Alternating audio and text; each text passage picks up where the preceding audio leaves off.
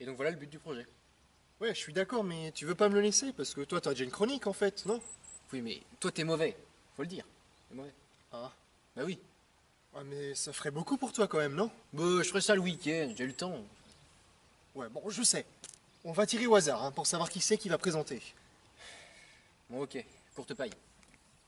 Mais toi-même Mais non, on tire à la courte paille. Ah. Je peux jouer? Ah, non. Mais si, on joue à la courte paille. Et Ah, mais- tu veux jouer? Oui, Non, cool, Si. non. Mais si, Si. je vais chercher des bâtons. Ouais. Vous m'écoutez même pas. Courte paille.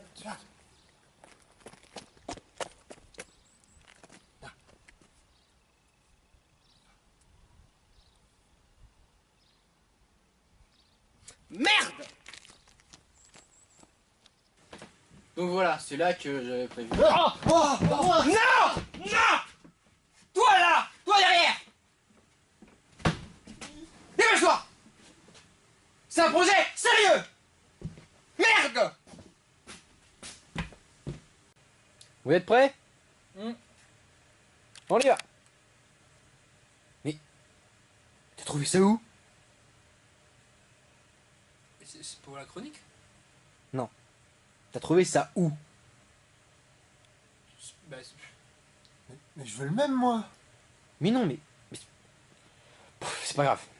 Allez, action. saviez-vous que le cinéma est appelé le 7e art? Mais de quoi tu parles? Ça n'a rien à voir là. Beaucoup d'entre vous, si ce n'est tous, sont forcément déjà au courant. Bah, super introduction du coup. Mais avez-vous déjà réfléchi au fait que le terme 7e art sous-entend qu'il existe une classification? Alors, des classifications, au cours de notre histoire, il y en avait quand même plusieurs. Par exemple, dans l'Antiquité, les muses étaient au nombre de 9, représentant chacune un art en particulier, sachant que peinture, sculpture et autres arts plastiques n'en faisaient pas partie. On entendait ici histoire, musique, poésie épique, comédie, astronomie, danse, poésie lyrique, écriture et bien sûr, tragédie.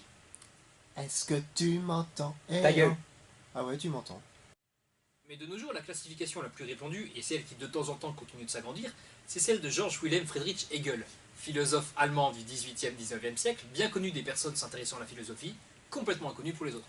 On se fait chier. Lors de ses cours, parce que oui, Hegel donnait des cours, je l'ai pas dit ça.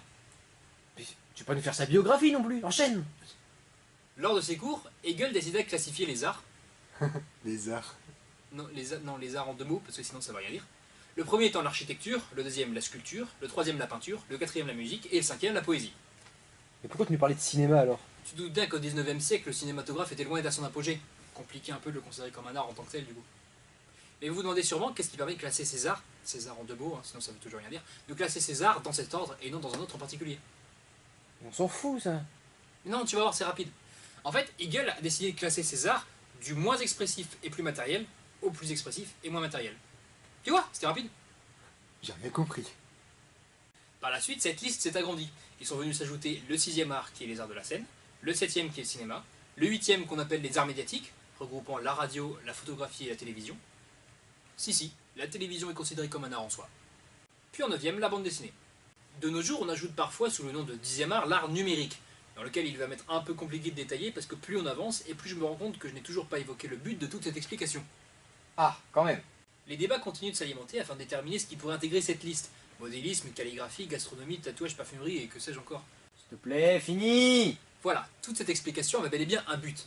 En effet, de nos jours, Internet regorge d'émissions et de chroniques en tout genre. D'ailleurs, la plupart sur le 7e art, le cinéma, n'est-ce pas? Je t'emmerde. Voilà.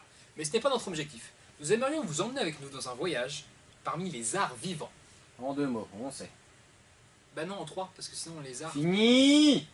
Du coup, les arts vivants, qu'on appelle aussi le 6e art dans la classification citée plus tôt, je veux parler des arts du spectacle. Et coupé. Ok, tu me refais plus jamais ça. Pourquoi? Parce que on s'en fout. Mais non, c'était vu. Non, on s'en fout. C'est nul, on s'en fout. Voilà. Bah, c'était pas si mal, quand même, non? Ta gueule.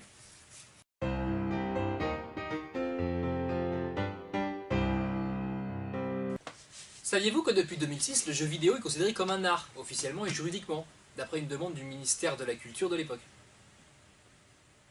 Mais tu sais que ça filme plus là?